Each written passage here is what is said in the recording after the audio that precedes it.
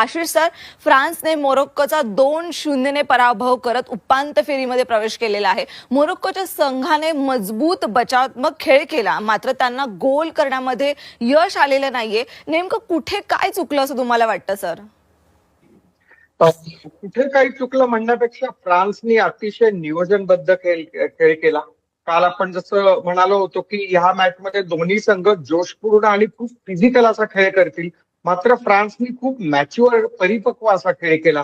ते पूर्वार्धामध्ये फुल अटॅकला गेले नाहीत. त्याच्यामुळे त्यांनी दबा धरून बसलेल्या एखाद्या चित्त्यासारखा त्यांनी खेळ केला.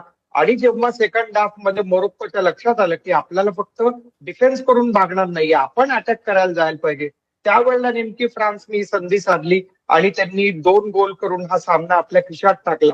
इतका त्यांनी व्यावसायिक परिपक्व नियोजनबद्ध परफॉर्मन्स केला. साईबारीचा तुम्ही उल्लेख केला मोरोक्कोच्या,